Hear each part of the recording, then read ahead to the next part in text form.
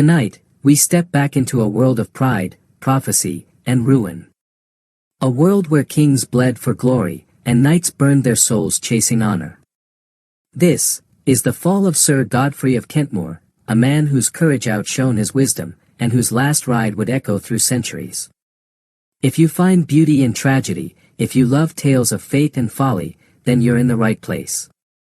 Take a breath, dim the lights, and let history whisper its warning. And before we begin, take a moment to subscribe, not for the numbers, but because every story deserves someone who listens.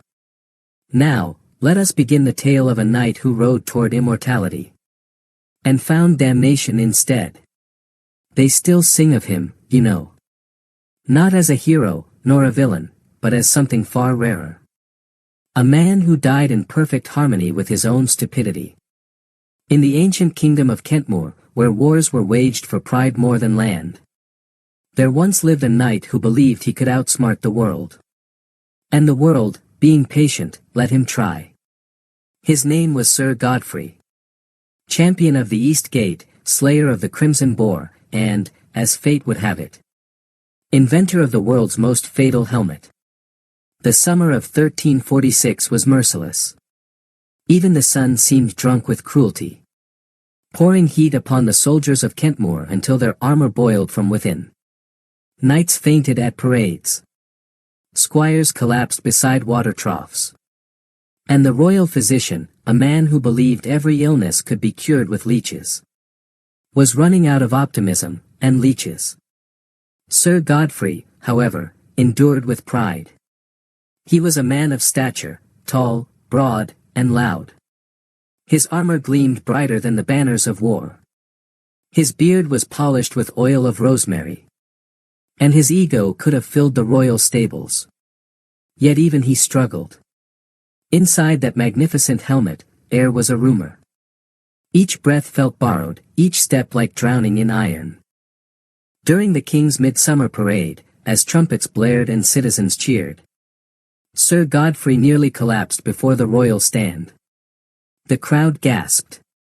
The king frowned. And in that brief, humiliated moment, a spark of madness ignited. That evening, Godfrey sat alone in his quarters. The helmet before him like a silent enemy. The air stank of sweat and metal.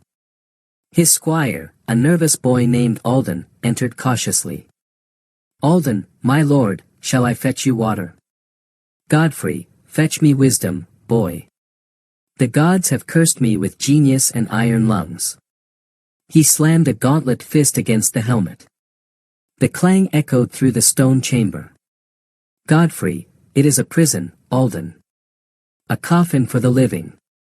Why must valor come with suffocation?" "Alden, perhaps, my lord, that's part of the valor." "Godfrey, nonsense. Courage is not measured by how fast a man can faint." That night, sleep eluded him. Ideas swarmed like flies. By dawn, a plan had formed, simple, daring, and catastrophically stupid. He would improve the armor. He would reinvent knighthood itself. At sunrise, he stormed into the blacksmith's forge. The old smith, Bram, was half asleep, dreaming of retirement. "Godfrey, Bram. Today we make history." "Bram, if it's before breakfast, I'd rather not." Godfrey dropped his helmet onto the anvil. "Drill 6 holes, here, across the faceplate." Bram blinked. "My lord, holes. In the armor?" "Exactly. Airflow, Bram. Vision. Innovation." The blacksmith scratched his beard. "That defeats the point of armor." Godfrey smiled. "That is the point of genius. Others see defeat, I see revolution." So the smith obeyed, muttering prayers for the man's soul. The hammer rang. Sparks flew. And by noon, the first ventilated helmet in history was born. Godfrey lifted it proudly. Light poured through the holes like divine approval. He could breathe again, smell the world, feel the wind. For the first time, the knight felt free. "Bram, It's lighter, yes, though also easier to kill you. Godfrey, perfection always comes with risk, my friend. That afternoon, he paraded through the courtyard wearing his new creation. Squires whispered. Knights stared. Knight Roland, is that a holy helmet? Knight Edwin, looks like a cheese grater mated with a bucket. Even the king raised an eyebrow from the balcony. King Alaric, Godfrey, what in the nine hells have you done to your armor? Godfrey, improved it, my liege. Observe, I can breathe, I can see, I can. A fly buzzes through one of the holes. King Alaric, you can swallow insects. The court laughed. But Godfrey stood tall, smiling through his perforated pride. Mock me if you must, he declared, but soon you will all wear helmets like mine. 2 weeks later, fate offered him a stage. The armies of Kentmoor marched against the southern baronies in the Battle of Brightfield. A field so vast and sunlit, men joked it was cursed to be beautiful. As dawn rose, the knights assembled, a forest of shining steel. Sir Godfrey, ever theatrical, rode at the front. His helmet glinted like silver lace, holes catching the morning light. Alden, my lord, perhaps you should. Godfrey, silence, boy. Today, invention wins the day. The horns sounded. The charge began. Hooves thundered. Banners roared. And amid the chaos, Sir Godfrey shouted with joy. Finally able to breathe, to see, to live. He didn't notice the archer watching from the hill. A lone mercenary, calm and patient, scanning the battlefield for something unusual. He found it. A gleaming helmet with convenient little circles. Archer, well now, thank you for the invitation. The arrow flew. One perfect shot. Straight through the center hole. Through the eye, through the skull, through the dream of a better helmet. Sir Godfrey fell before he even hit the ground. His horse slowed, confused. The banner behind him dipped, and a silence rippled across the line. The battle was won, but none spoke of victory that night. Around the campfires, men whispered of what they had seen. A knight struck down by his own design.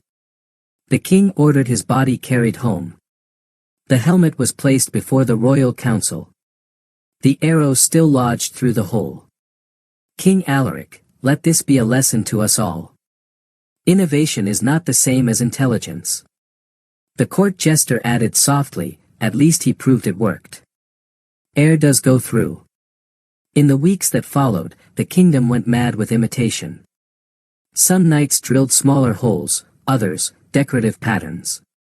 One even carved his family crest into the forehead of his helm. Within a month, 10 men were dead. The king, at his wit's end, issued the Edict of Iron. No man shall pierce his helm for air or vanity. Under pain of exile, ridicule, or worse. Being remembered like Godfrey. The name became a curse and a punchline. Pulling a Godfrey meant to ruin brilliance with arrogance. And so, the legend spread. Years later, an old court mage named Merith claimed to have spoken with Godfrey's spirit. He said the knight appeared in a dream. Standing proudly, still wearing the ruined helmet. Merith, do you regret it, sir? Godfrey, regret? Never. I sought freedom, and found eternity. Merith, but you died for nothing. Godfrey, then I died achieving the impossible. Breathing and being remembered. When the mage awoke, the forge behind the castle was cold. And the helmet was gone.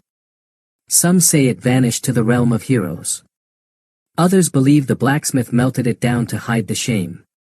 But every now and then, on hot summer days, soldiers swear they hear metal whispering in the wind. At least I can breathe now. Centuries passed. The wars ended. The castles fell.